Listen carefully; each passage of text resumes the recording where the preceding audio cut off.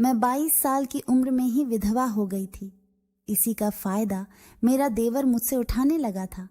वह मुझसे नज़दीकियां बढ़ाना शुरू कर दिया। वह मेरी हर ज़रूरतों का ध्यान रखने लगा और मुझसे वैसी हरकतें भी करने लगा जिसे मैं बखूबी समझ रही थी। लेकिन मैं उसके भाई की विधवा थी, इसलिए मुझे उसके साथ ये सब करना गलत लग रहा था। मेरा देवर अब आधी रात को भी मेरे कमरे में आने लगा था। वह मुझसे ऐसी हरकतें करता जिससे मेरे पूरे वजूद में करंट दौड़ जाती थी। मैं उससे जितना दूर जाती वह मुझसे उतना ही करीब आ जाता था। फिर मैं उसकी इस हरकत से अपनी भावनाओं पर काबू ना रख सकी और उसके साथ पूरी रात। मेरा नाम लतिका है और मैं देखने में बहुत सुंदर हूँ, लेकिन मैं एक गरीब परिवार से ताल्लुक़ रखती हूँ। मेरे माता पिता बहुत गरीब थे। माँ पापा दोनों मजदूरी करने जाते थे, जिससे घर केवल घर खर्च ही चल पाता था। हम 3 बहनें थे, जिसमें से मैं सबसे बड़ी थी। मेरी उम्र हो गई थी, इसलिए मेरे पापा मेरे लिए रिश्ता देखना शुरू कर दिए थे। कुछ दिन बाद मेरा रिश्ता एक मिडिल क्लास फैमिली में तय हो गया। मैं बहुत खुश थी कि मुझे इतना अच्छा ससुराल मिला था, क्योंकि जब एक गरीब घर की लड़की एक अच्छे घर में जाती है तो वह कई तरह के सपने देखने लगती है। उनमें से मैं भी एक थी जो बहुत तरह के सपने देखने लगी थी। मेरे ससुराल वालों की सबसे अच्छी बात यह थी कि वो दहेज के खिलाफ थे। वह मेरी शादी के लिए भी कोई मांग नहीं रखे थे। यह देखकर मेरे माता पिता बहुत खुश थे। वैसे भी मेरे माँ बाप की उतनी हैसियत नहीं थी कि वो दहेज दे सकें। वो तो मैं देखने में बहुत अच्छी लगती थी, जिसके वजह से लड़के वाले मान भी गए थे। अच्छा रिश्ता था, इसलिए मेरे पापा 1 महीने के अंदर ही मेरी शादी करवा दिए और मैं अपने ससुराल आ गई। मेरे पति का नाम विजय था। वह भी बहुत अच्छे और सुलझे हुए इंसान थे। मेरे ससुराल में मेरे सास ससुर के अलावा मेरा एक देवर भी था, जो मेरी ही उम्र का था, और वह बहुत समझदार और सुलझा हुआ लड़का था। इतना अच्छा ससुराल पाकर मैं बहुत ही खुश थी। मेरे देवर का नाम अजय था। वह अभी पढ़ाई कर रहा था, लेकिन मेरे पति एक ऑफिस में काम करते थे। वहाँ उन्हें अच्छी तनख्वाह मिल रही थी, जिसकी वजह से घर का खर्च अच्छे से चल रहा था। धीरे धीरे वक्त गुजरता गया और हमारी शादी के 1 महीने हो गए थे। इस 1 महीने के अंतराल में मैं अपने सास और ससुर की सेवा बड़ी अच्छे से करने लगी थी, जिससे मेरे पति हमेशा यही कहा करते कि लतिका, तुम वाकई में बहुत ही समझदार हो। जैसा मैंने सोचा था तुम बिल्कुल वैसे ही हो। तुम मेरे माँ और पिताजी का बहुत ख्याल रखती हो, इसलिए मेरे माँ और पिताजी भी बहुत खुश रहते हैं। वह हमेशा तुम्हारी तारीफ करते रहते हैं। फिर उनके मुंह से तुम्हारी तारीफ सुनकर मैं भी खुश हो जाता हूँ। बस तुम ऐसे ही मेरे परिवार को संभाल कर रखना। मैं उनसे कहती कि आप इतनी चिंता क्यों करते हैं, मैं अपनी तरफ से पूरी कोशिश करूँगी, आप सिर्फ अपना काम पर ध्यान दीजिए। इसी तरह मेरा देवर अजय भी अच्छी सोच रखने वाला था, लेकिन वह थोड़ा मजाकिया था, पर वह दिल का बहुत ही अच्छा था। घर में बहुत ही खुशियाँ थीं। हर दिन ऐसा लगता था जैसे कोई त्योहार है। घर के सभी लोग मेरी खूब ख्याल रखते थे, लेकिन किसे पता था कि ये खुशियाँ सिर्फ चंद दिनों का ही हैं। जिस घर में खुशियाँ ही खुशियाँ थीं, उसी घर में अचानक मातम छा जाएगा, ऐसा किसी ने भी नहीं सोचा था। मेरे सपने, मेरे अरमान सब के सब धरे रह जाएंगे, ये तो मैंने भी कभी नहीं सोचा था। एक गरीब घर से मैं इस घर में आई थी, ये सोचकर मैं बहुत खुश थी। लेकिन कुदरत ने मेरे साथ ऐसा करिश्मा दिखाया कि वह सारे के सारे धरे रह गए। एक दिन जब मेरे पति विजय अपने काम के लिए गए तो रास्ते में ही उनका एक्सीडेंट हो गया और मौके पर ही उनकी मौत हो गई। जब यह खबर हम सबको मिली तो जैसे हम सब के ऊपर पहाड़ गिर पड़ा था। मैं अभी 22 साल की थी और मैं विधवा हो गई थी। मेरी शादी को अभी 2 ही महीने हुए थे। मैंने तो अभी अपने पति के साथ जी भर के प्यार भी नहीं किया था, ना ही अभी मेरी कोई सपना या अरमान पूरे हुए थे। लेकिन किस्मत ने मेरे साथ ऐसा खेल खेला कि मेरे जीवन का मतलब ही बदल गया। उस वक्त मैं ऐसे सदमे में चली गई थी जिससे बाहर निकलना बहुत ही मुश्किल हो गया था। मैं यूं ही बैठे रो रही थी कि तभी कुछ औरतें आकर मेरी मांग का सिंदूर धोने लगी। मुझे इस तरह से देख मेरा देवर फूट फूट कर रोने लगा। कुछ लोग हमें तसल्ली दे रहे थे लेकिन मेरे आंख से आंसू रुकने का नाम ही नहीं ले रहा था। मैं यूं ही बेसुध रोए जा रही थी। पर इस तरह से कब तक रोती, धीरे धीरे आंखों से आंसू गिरने भी बंद हो गए थे। इस घटना को 1 महीने गुजर गए थे। अब मैं देख रही थी कि मेरे सास ससुर का रवैया मेरे प्रति बदलता जा रहा था। वह अब पहले जैसा मुझसे व्यवहार बिल्कुल भी नहीं कर रहे थे। मैं भी क्या कर सकती थी, क्योंकि मेरी तो दुनिया ही लूट चुकी थी। जब तक पति थे तब मुझे बहुत मान सम्मान मिल रहा था, लेकिन अब पति के जाने के बाद सब कुछ उल्टा चल रहा था। घर में बस एक देवर ही था जो मेरी तकलीफों को अच्छे से समझ रहा था, लेकिन वो भी बेचारा क्या कर सकता था। मैं अपने कमरे में बैठी ये सोच रही थी कि मैं अपने माँ बाप के पास चली जाऊं, लेकिन अब मैं उन्हें और तकलीफ नहीं देना चाहती थी, क्योंकि अभी मेरी 2 बहनें कुंवारी बैठी थीं। ऊपर से मैं थी उनके पास चली जाती तो उनकी हालत और ज़्यादा खराब हो जाती, क्योंकि उनके पास पैसे की बहुत ज़्यादा तंगी थी। फिर मैंने सोचा कि नहीं, अब मैं अपने माँ बाप के ऊपर बोझ नहीं बनूंगी। अब चाहे हो भी हो, मैं यही घर में रहकर सब कुछ सहन करूंगी, क्योंकि मैं इस घर की बहू थी, इसलिए मेरा भी इस घर पर अधिकार था। मैं भी तो यही सोच कर आई थी कि मैं अपने ससुराल को हमेशा समेट कर रखूंगी, लेकिन अब हालत ही कुछ और थे। अब तो मेरी सास मुझे ताने भी देने लगी थी। वह कहती कि तुम मेरे बेटे को खा गई। अगर तुमसे अपने बेटे की शादी ना की होती तो आज मेरा बेटा जिंदा होता, लेकिन ये मेरी भूल थी जो मैंने अपने बेटे की शादी तुम जैसी लड़की से की। सास की इस तरह की बातें मेरे सीने को किसी आरे की तरह काटती थीं। ऐसा लगता था जैसे अब मुझे जीना ही नहीं चाहिए। आखिर इसमें मेरी क्या गलती थी? क्या मैंने खुद अपने पति को मारा था? पति का जाने का दुख मेरे अंदर कितना है ये मैं लफ्जों में बयां नहीं कर सकती थी। घर की हालत अब दिन प्रतिदिन बदतर होते जा रहे थे, लेकिन मेरा देवर इस बात को बखूबी समझ रहा था। फिर उसने अपनी पढ़ाई बंद कर दी और अपने लिए नौकरी ढूंढना शुरू कर दिया। वह मुझे समझाता कि भाभी, आप ज़्यादा परेशान मत होइए, क्योंकि माँ और पिताजी पुराने ख्यालात के हैं, इसलिए वह इन सब बातों को समझ नहीं पा रहे हैं। जिस दिन उनको यह बात समझ आ जाएगी उस दिन वह आपसे कुछ नहीं कहेंगे। मैं भी अपने देवर अजय की बात को मान जाती थी, क्योंकि वह हमेशा से मुझे खुश देखना चाहता था। वह मेरे साथ कभी गलत व्यवहार नहीं किया था। वह मुझे हर दिन खुश करने के लिए तरह तरह के हथकंडे भी अपनाता था, लेकिन मेरे अंदर जो पीड़ा थी उसे मैं कैसे भूल सकती थी। मैं अभी मात्र 22 साल की विधवा थी। मेरे अभी ऐश मौज के दिन थे, लेकिन मैं तकदीर की मारी थी, इसलिए मुझे सिर्फ दुख ही मिल रहा था।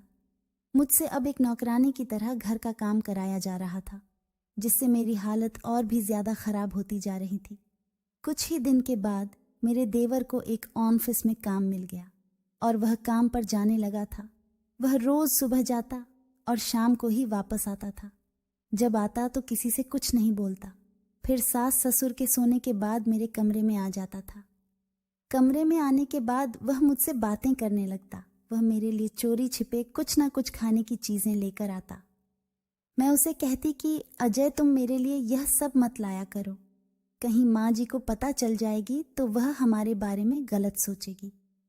मेरी बातों को सुनकर वह कहता, भाभी आप चिंता मत करिए, आप बस अपना ध्यान रखिए, क्योंकि आप घर के सारे काम अकेली करती हैं और माँ का ताना भी सुनती हैं, फिर भी आप पलटकर कभी भी उन्हें कोई जवाब नहीं देती हैं। अगर इस घर में कोई और होता तो अब तक ना जाने कितना झगड़ा कर लिया होता। अजय मुझे हर तरह से समझाने का प्रयास करता, फिर मैं भी क्या कर सकती थी। उसकी बातों का मान रखना ही पड़ता था, क्योंकि जो इंसान हमारी कद्र कर रहा था, अगर मैं उसका कद्र ना करती तो यह मेरे संस्कार के खिलाफ हो जाता। वक्त यूं ही गुजर रहा था। मुझे हर दिन अपने सास के ताने सुनने पड़ रहे थे, लेकिन मैं सास से कुछ नहीं कह पाती थी। मुझे पता था कि अगर मैं सास से ज़्यादा कुछ कहूँगी तो वह मुझे और ज़्यादा जलील करेगी, इसलिए मैं चुपचाप उनकी बातों को सुन लेती थी। रविवार का दिन था। उस दिन मेरे देवर अजय के ऑफिस में छुट्टी थी। उस दिन मैं घर के सारे काम निपटा के अपने कमरे में लेटी यूं ही अपने पति को याद कर रही थी। उनकी यादों में मेरी आंखों से आंसू बह रहे थे। उनके रहते मैं कितनी खुश थी, लेकिन अब तो मेरे लिए जीना मुश्किल हो गया था। तभी मेरा देवर अजय मेरे कमरे में आ गया। वह मेरे आंखों में आंसू देखकर कहने लगा, भाभी आप रो क्यों रही हैं? अब जो चला गया है वह तो दोबारा वापस नहीं आ सकता, इसलिए अब और ज्यादा अपने आप को तकलीफ मत दीजिए। अगर इस तरह से आप अपने को तकलीफ देंगी तो आपकी तबीयत कहीं और ज्यादा ना बिगड़ जाए। मैंने देवर से कहा कि अजय, आप मेरी इतनी फिक्र क्यों करते हो, जबकि आपकी माँ और पिताजी मुझे हर रोज ताने मारते हैं। आखिर इसमें मेरा क्या कसूर है? पति का जाने का दुख मुझे भी तो है, क्या वह इस बात को नहीं समझती है? मैं यह सब कुछ अपने देवर अजय से कह रही थी और रोए जा रही थी। तभी वह मेरी आंखों से आंसू पोंछने लगा और कहने लगा, भाभी आप तो समझदार हैं और आप समझ सकती हैं, धीरे धीरे सब ठीक हो जाएगा। मैं हमेशा आपके साथ हूं, आप चिंता मत करिए। अजय के मुंह से ऐसी बातें सुनकर मैं उससे लिपटकर रोने लगी। घर में एक वही तो था जो मुझे समझ सकता था और मेरा ख्याल भी वही रखता था। वह मुझे अपने अगले से लगा लिया और मेरे साथ रोने लगा। जब मैंने उसके आंखों में आंसू देखी तो मैं तुरंत उसे दूर हटकर उसे चुप कराने लगी। कुछ देर के बाद हम दोनों चुप हुए और आपस में यूं ही बातें करने लगे। तभी मेरे सास वहां आ गई और मुझे इस तरह से अजय के साथ देखकर वह उल्टा सीधा कहने लगी। वह कहने लगी, मेरे एक बेटे को तो तूने खा गई है, अब मेरे दूसरे बेटे को भी खाएगी क्या? आज के बाद मेरे बेटे से दूर रहना, नहीं तो मुझसे बुरा कोई नहीं होगा। सास की बात सुनकर तो जैसे मेरे ऊपर बिजली गिर पड़ी थी। मैं यूं ही फिर फूट फूट कर रोने लगी। अजय अपनी मां को समझा रहा था, लेकिन वह उसकी किसी भी बात को समझने के लिए तैयार ही नहीं थी। वह सिर्फ मुझे ही दोषी ठहराती रही। इसी तरह मेरे पति के मौत को 7 महीने गुजर गए। इन 7 महीनों में अजय ने मेरा बहुत ख्याल रखा और इसी बीच हम दोनों में नज़दीकियां भी बढ़ गई थीं। मुझे ऐसा महसूस होने लगा था कि अजय मुझसे प्यार करने लगा है, क्योंकि इतना ज़्यादा ख्याल कोई और नहीं रख सकता था। एक दिन हमारे घर पर एक शख्स आया और वह मेरे सास और ससुर से कुछ बात किया। फिर वह पैसे का एक बंडल मेरी सास के हाथ में रख कर चला गया। यह सब कुछ मैं अपने कमरे से देख रही थी। मुझे इस बात से बहुत हैरानी थी कि एक अनजान शख्स मेरी सास को इतने पैसे क्यों देकर गया था। अब मैं यह बात अपने देवर को भी नहीं बता पा रही थी, क्योंकि उस दिन सास ने मुझसे जैसा व्यवहार किया था तब से मैं देवर से दूर ही रहती थी। लेकिन अजय हमेशा मेरी फिक्र करता था, मेरी हालातों के बारे में जानने की कोशिश करता था। फिर ना चाहते हुए भी उससे बात करनी पड़ती थी। आज शाम को जब अजय घर आया तो उस वक्त सास घर में नहीं थी। तब मैंने उस पैसे और उस अनजान आदमी के बारे में सब कुछ बता दिया। वह मेरी बात पर यकीन नहीं कर रहा था। तब मैंने कहा कि वह खुद अपनी माँ से इस बारे में बात करें। वह मेरी बात मान गया और अपनी माँ के आने का इंतजार करने लगा। थोड़ी देर के बाद मेरी सास घर आ गई। तब उनके आते ही अजय पूछने लगा कि माँ, तुम्हें कोई अनजान आदमी पैसे देकर गया है? वह कहने लगी कि हाँ, लेकिन ये बात तुम्हें कैसे पता? अजय अपनी माँ से इसके बारे में पूछा तो वह बताने से साफ इनकार कर दिया। लेकिन फिर अजय ने अपना कसम माँ को दिया। तब वह बताने लगी। वह कहने लगी कि वह आदमी अपनी लतिका से शादी करना चाहता है। पता नहीं कब और कैसे उसे लतिका के बारे में पता चला। फिर एक दिन वह उसे देखने भी आया था। उसी दिन से वह उससे शादी करने को कह रहा है। मैंने उसे मना कर दिया था, लेकिन फिर वह पैसे देने के लिए कहने लगा। तब मैंने सोचा कि वह ऐसे भी अब हमारी किस काम आएगी। मेरा बड़ा बेटा को तो उसने डस ही लिया है और अब यह तुम्हारे ऊपर डोरे डाल रही है। अगर ये इस घर में रहेगी तो वह तुम्हें भी। इसी वजह से हम उसे उस घर से विदा कर देना चाहते हैं। सास की मुंह से ये बात सुनकर मुझे ऐसा लग रहा था जैसे अभी जमीन फटे और मैं उसमें समा जाऊं। मेरी जीने की इच्छा अब पूरी तरह से खत्म हो चुकी थी। मेरी सास ससुर इतना नीचे गिर सकते हैं ये मैंने सोचा ही नहीं था। मेरा देवर इस बात पर अपने माँ बाप को भला बुरा कहने लगा। वह कहने लगा कि भाभी हमारी घर की इज्जत है और आप अपनी ही घर की इज्जत बेचने जा रही हैं। आपको इतना भी समझ नहीं है। अगर भाभी की जगह पर आप होती और आपके सास आपसे ऐसा करती तो आप क्या करती? भैया के जाने के बाद से मैं देख रहा हूं कि आप लोग भाभी के साथ बहुत दुर्व्यवहार कर रही हैं। फिर भी भाभी चुपचाप सहन कर रही हैं, क्योंकि वह आप लोगों को अपनी सास ससुर नहीं बल्कि अपना माता पिता समझती है। जरा सोचो, ऐसी संस्कारी बहू आपको कहाँ मिलेगी?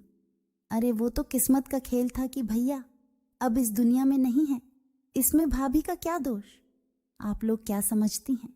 भैया के जाने से भाभी खुश हैं? नहीं माँ, भाभी पल पल हर पल भैया की याद में रोती है, तड़पती है, जिसे आप लोग कभी नहीं समझ सकते। जरा एक नजर उठाकर भाभी की तरफ देखो। इनकी अभी उम्र ही क्या है और यह इतनी ही उम्र में एक विधवा की जिंदगी जी रही हैं। क्या उससे बड़ा दुख इनके लिए और कुछ है? देवर की बात सुनकर मेरी सास ससुर को अफसोस होने लगा। उन्हें यकीन हो गया था कि वह मेरे साथ गलत कर रहे थे।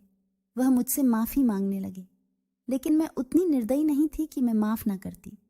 मैंने उन्हें माफ कर दिया। मैंने कहा, माँ जी, आप मेरी माँ हैं, आपको मुझ पर पूरा अधिकार है, आप कुछ भी कह सकती हैं। मेरी बात सुनकर वह मुझे अपने गले से लगा लिया। 10 के बाद मेरे सास ससुर ने मेरी शादी अजय के साथ करने का फैसला कर लिया। उन्होंने मुझसे इस बारे में पूछा, लेकिन मैंने कहा कि मुझे सोचने का कुछ वक्त चाहिए। फिर मैंने इस बारे में बहुत सोचा। मैंने अपने आप में महसूस किया कि मैं भी अजय से प्यार करने लगी हूँ। वैसे भी अभी मेरी उम्र ही क्या थी और अभी से पूरी जिंदगी गुजरना बहुत मुश्किल था। इसलिए मैंने अपनी सास को अपनी मंजूरी दे दी। वह 2 दिन के बाद ही मेरी शादी अजय से करा दी। हालांकि मैं अपने पहले पति को कभी नहीं भूल सकती, लेकिन अब जब मुझे किसी के सहारे की ज़रूरत थी तब वह नहीं थे। ऐसे में मेरे पास कोई दूसरा विकल्प भी नहीं था। अजय एक अच्छा इंसान था और वह सबकी बहुत कद्र करता था। इतने दिनों में उसने मेरा जितना ख्याल रखा, उससे तो मैं उसका शुक्रगुजार थी। मैं खुशी खुशी अजय को अपना पति मानकर अपने जीवन की एक नई शुरुआत कर दी। दोस्तों, एक कम उम्र में विधवा की जिंदगी जीना कितना मुश्किल होता है, ये आप समझ सकते हैं। ये समाज एक विधवा को किस नज़र से देखता है, यह भी आप समझ सकते हैं। लेकिन अगर अजय जैसा समझदार लड़का हर घर में हो तो उस घर की मान मर्यादा हमेशा बचा सकता है, क्योंकि अजय एक बहुत ही अच्छा काम किया था। उसने अपने भाभी को कभी गलत नज़र से नहीं देखा और हर वक्त उसके लिए ढाल बनकर खड़ा रहा और आखिर में उसे अपनी जिंदगी का हिस्सा बना लिया। दोस्तों, यह कहानी आपको कैसी लगी हमें कमेंट में ज़रूर बताएं, क्योंकि मुझे आपके कमेंट पढ़कर बहुत अच्छा लगता है। यदि आपने अभी तक हमारा चैनल सब्सक्राइब नहीं किया है तो चैनल को भी सब्सक्राइब करके बेल आइकन को ज़रूर दबाएं। धन्यवाद।